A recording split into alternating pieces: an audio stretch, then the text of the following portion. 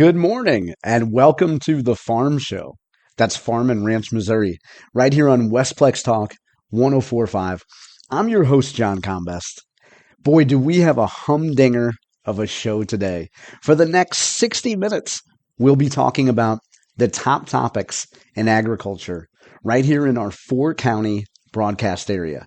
That's Franklin County, St. Charles County, Warren County, and West St. Louis County.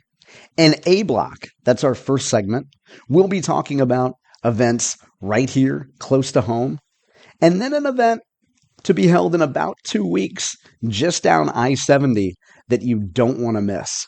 We'll also get a sneak peek of an interview with a governor. I guess we should really call it a sneak listen to an interview with Missouri Governor Mike Kehoe. It will be broadcast tomorrow on This Week in Missouri Politics.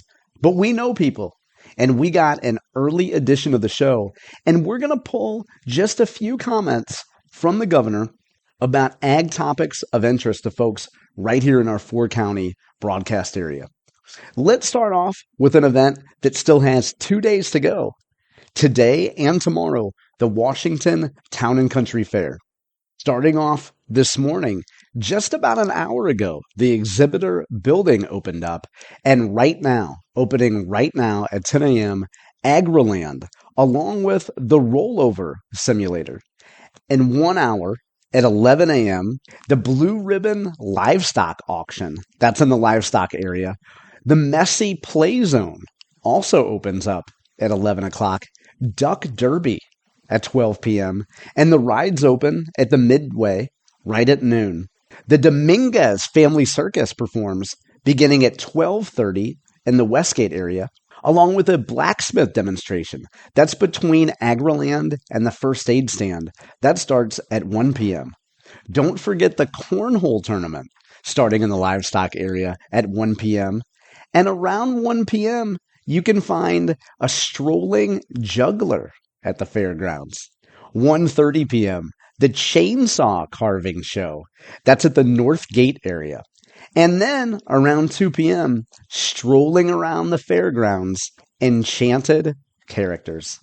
Also at 2 p.m., the Orange Leaf Frozen Yogurt Eating Contest. That's at the Family Fun Center. The Field Class Tractor Pull begins at 3 p.m., and yet another chainsaw carving show at 3 p.m. Let's fast forward down to concerts. Ashley Cook takes the main stage at 7:30 p.m., followed by Dustin Lynch at 9 p.m. Tickets for today for adults are $40.12. Such a precise number. Tickets for children today are $22.64. The fair opened at 7 o'clock and will close tonight at midnight. For tomorrow, Sunday, August 10th, highlights include the Brewfest and Wing Ding between 1 and 4 p.m. tomorrow, the Stadium Motocross, the preliminaries at 2 p.m., and the finals at 6 p.m.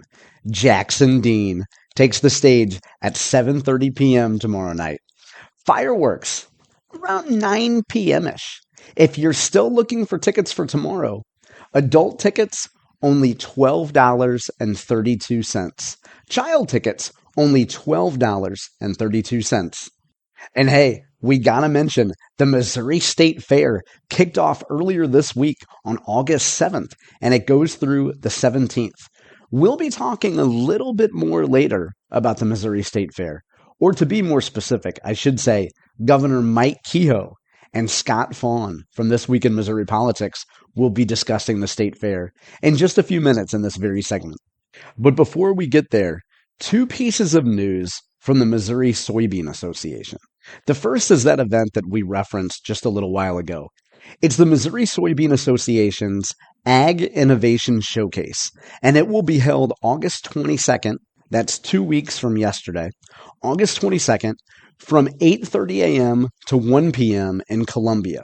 The Missouri soybean folks have their own field called the Farm for Soy Innovation.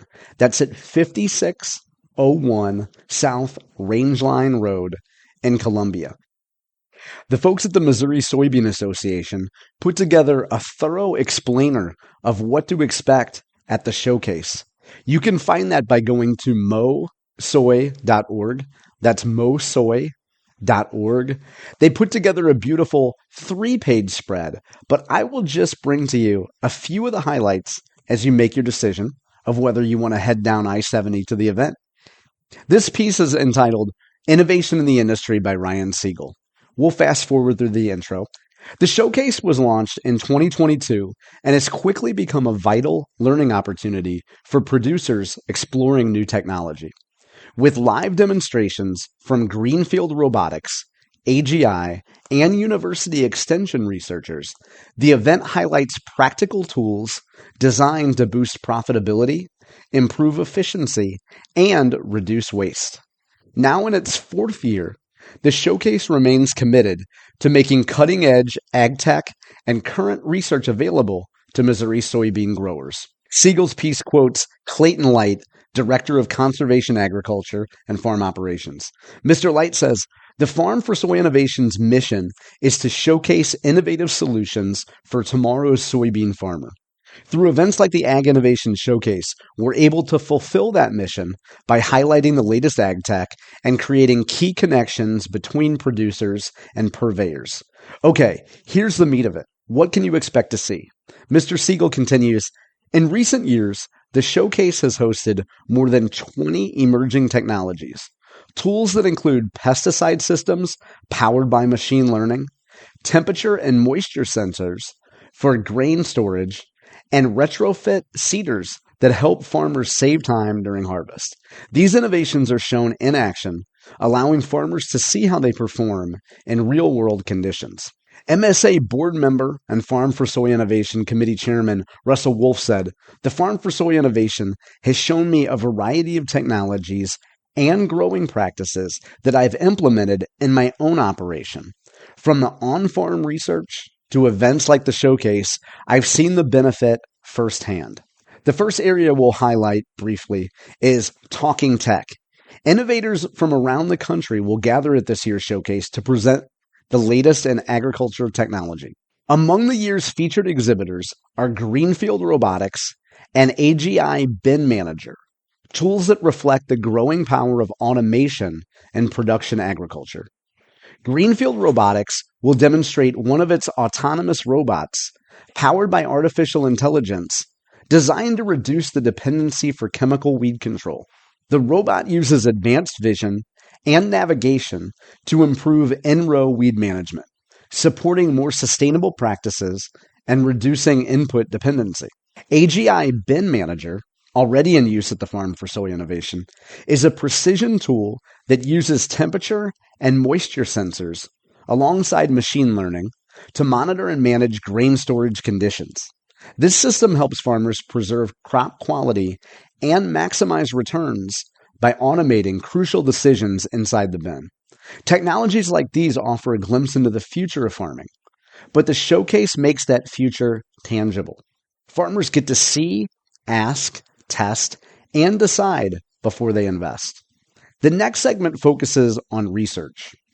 University of Missouri soybean breeder Andrew Scaboo will be on site to share the latest findings in trait development, including progress on the new GM Snap 02 trait for soybean cyst nematode resistance. This novel trait provides increased protection, offering soybean growers a new line of defense. This research was funded by the Soybean Checkoff and originated at the Farm for Soy Innovation. Also featured is Andre Froes de Borja Reis, MU's Extension's state soybean specialist, who will present updates from the variety testing program. This ongoing research helps producers select varieties that align with regional growing conditions, supporting more resilient, efficient soybean systems across the state. Again, that's August 22nd. That's 2 weeks from yesterday, from 8:30 a.m. to 1 p.m. You can find more information by going to mosoy.org. One additional piece from this month's Missouri Soybean Association magazine is of special relevance to farmers. The headline from Bailey Schneider, who was the policy and producer outreach intern: Missouri eliminates state capital gains tax, clearing the path for family farm transfers. Schneider writes that before the 2025 legislative session, passing down a farm legacy would have carried a heavy financial cost. Missouri state capital gains tax penalized parents for transferring farms to their children, potentially forcing families to choose between preserving their heritage and incurring substantial tax liabilities. Recognizing the need for reform, the Missouri Soybean Association partnered with other agricultural organizations to support legislation addressing this issue. House Bill 594, passed during the 2025 legislative session, eliminates the state capital gains tax for Missouri residents, removing a key obstacle for family farm transition. Schneider quotes Ben Travalos, Missouri Soybeans Director of Policy. Ben says, "This change gives families a clearer path forward. By removing this barrier, we are empowering the next generation of Missouri farmers to step into their roles without looming state capital gains taxes hovering over their predecessors." Schneider continues, "This move marks a significant victory for Missouri's rural communities. With a clear legal and financial framework, more families can continue farming traditions and ensure long-term viability for their operations. For young Missourians preparing to return to their family farms, this legislation represents more than financial relief. It's a symbol of the state's commitment to agriculture's future." Schneider wraps up the piece by quoting Travalos, "Policy that reflects the realities of rural life can make all the difference. This is how we preserve not just farms, but also the families and communities that depend on them." Once again, you can find this piece about Missouri's capital gain tax by going to mosoy.org. Speaking of policy, tomorrow on This Week in Missouri Politics, available in the St. Louis media market by going to KDNL television, you can see Governor Mike Kehoe visiting with Scott Faughn, publisher of the Missouri Times. Kehoe and Faughn caught up at the first day of the Missouri State Fair on Thursday and discussed a gamut of issues. Now, thanks to the team at This Week in Missouri Politics, we got a sneak preview of Sunday's edition. We won't spoil the whole conversation, which included a lot of policy discussion, but we will play just a few snippets. Have a listen. Favorite edition of the entire year. We are here at the Missouri State Fair for This Week in Missouri Politics with the 58th governor of the great state of Missouri, Mike Kehoe. Welcome to the show, and what a way to kick off the fair. You know, Scott, you laughed when I said it, but this is actually my favorite edition of your show as well. So thank you for having me at the fair, and thank you for showcasing what Missouri is all about. It is a special time. There's so many cool things to do. I love to bring Gussie, but really it's the people that you get to run into. There's folks that I only really get to see maybe a couple times a year, but one of them, and the time you get to sit down and talk hogs, dogs, and logs, is at the fair. Yeah. Well, I've already went through the horse barn this morning because I saw a horse I really liked, and I asked the guy, I would never sell this horse if I were you, but if you do, I want to buy it. So I've been exchanging some information, but you're right. We see a lot of great friends here. As you know, we've traveled pretty heavily around the state. You made the rounds. And we've made friends from one corner to the other, and you try to keep up with those folks, but you almost always see a lot of those people right here in Sedalia, so it's awesome. So when you come to the fair, what's your favorite part of the fair? Really, it's the livestock barns. Yeah. You know, I'm a cattle producer, so I love to see these young men and women getting those steers ready in the morning for show, washing them underneath one of the overhangs. It's just really cool to see that in the morning. And then, of course, some of the horse events, whether it's the draft horses or cowboy shooting sports, what will happen the first 2 days of the fair. I know a lot of people in that industry, and so I love going through the livestock barns and seeing what's going on. I like to take Gussie to the livestock barns, and then when we're in the truck on the way home, he'll come up and say, well, what about this? Well, what was that? And it piques an interest that I'm not sure he'd have if we didn't come to the fair and look around. What I want to know, do you know the answers to Gussie's questions? Never. Yeah, okay. I mean, good. Thanks for clarifying. I'll try to stop and get Google gas it. and Google one, yeah, and then look smart, you know. Or sometimes I'll try to copy some of your colleagues and I'll try to fake it through, but he can tell it. He's getting old enough to tell. Yeah. Well, I think first thing this morning he should be eating ice cream with Claudia and I at the Gherkin Dairy Barn. So that would be great breakfast for Gussie. Since you know he can hear this, I guarantee he will be there now. Oh yeah, his eyes just lit up. Yeah. So the fair, you're building a terrific new building on the far side of the fair. Tell folks about it. Well, the Governor Parson, Michael L. Parson Arena, and I tease Governor Parson all the time because my middle name is Leo, so I said it could be Michael L. And we could Just get rid a few letters. Yeah, but no. Mike Parson, as you know, loved the fair, loves agriculture, worked really hard with the legislature to get that building built. They're giving tours of it this year, but it'll actually be done next year. And then this year's legislature, to complement that, approved $55 million investment in the fairgrounds for a few repairs in some buildings, but mainly for a stalling barn that's going to go next to that arena. We will have world-class shows in Sedalia, Missouri, all year round, not just at the state fair, next to and in the Michael L. Parson Arena. It's going to be fantastic. I feel like there's been in the legislature a renaissance of folks that care about the fair. And I think Governor Parson deserves some of the credit for that. It's not that the legislature didn't care about the fair. I just think I hear it talked about a lot more in the last several years. And that's really a credit to you and Governor Parson. Well, you know, the fair is nonpartisan. You will see, and we've seen in the past years, as many Democrats as Republicans that come, as many people from the city as rural Missouri that come here. So the fair really does help bond people together and showing off the future of what our ag industry is like. Seeing these young people work on their projects, their animals, etc., really is something that unites a lot of folks. And because of that interest, when a project comes before them in the budget, when Mike Parson asked for this or Mike Kehoe this year asked for that, they understand what the fair is about. They're ready to support it. So it's really been a good renaissance with the legislature. Speaking of, I think at the Cattleman Dinner, which is kind of to me, the midpoint of when it's about time to start thinking about the fair, the Cattleman Dinner, I'm not sure there wasn't close to as many Democrat legislators as there were Republican legislators. And they love credit to Deering. They love beef. Beef is nonpartisan too. Well, for sure it is for me. As a cattle producer, mine too. And I think credit to Deering. He's done a great job with you think of the cattleman as frankly a Republican industry, but he's done a great job reaching out and educating folks that maybe don't work on a cattle farm. Well, he tells his members all the time, because I've been a member there longer than I've been in politics, over 20 years, and Mike's been the director about half of that, maybe a little more than half. But he tells his membership, we're going to support the elected officials that support us. Yeah. We're not going to look at what party they're from. It's interesting. You need to understand that. But if they support our issues as growers, we're going to support them. I start to worry in the legislature. I don't see the enemy of the Missouri farmer as being a Democrat now.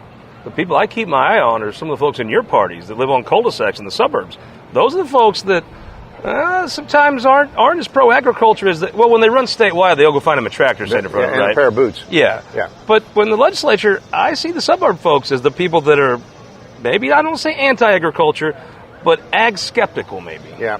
Well, you know, one thing that's happened in urban Missouri is that the ag community has gotten really good at helping people with food banks, food shortages, food deserts. The ag industry, I would credit Mike Deering, the soybean, the corn growers, all of our stakeholder groups, Missouri Farm Bureau, of really starting to get involved in urban agriculture and ways to take care of hunger and let people grow their own food. But Republicans that live in that cul-de-sac, they need to also experience what agriculture is all about. They eventually do, but you're right. There's a gap where we're getting a little knowledge in there. It was an event you had at Fisher Farms toward the end of the election. And Brad Shad, the corn growers, very plugged in with Fisher Farms, talked about some of this food was going to the cities to be given out and distributed. That does matter. Oh, yeah. And you know, and the pork producers as well. You know, Claudia and I are involved in that community center up in North St. Louis. You might have seen an article lately with a quote from that in there. But pork producers send up all kinds of pork to those events when we have food drives. Multiple different, what you would call rural kind of ag organizations are starting to put a stake in the ground and help urban Missouri. And I think it's going a long way. That was a clip from This Week in Missouri Politics. You can watch the full episode on KDNL Channel 30 tomorrow, Sunday morning at 10 a.m. You can also look for This Week in Missouri Politics on YouTube and find the episode starting Sunday morning. When we come back, a whole lot of updates on cattle production. Don't go anywhere. You're listening to Westplex Talk 104.5.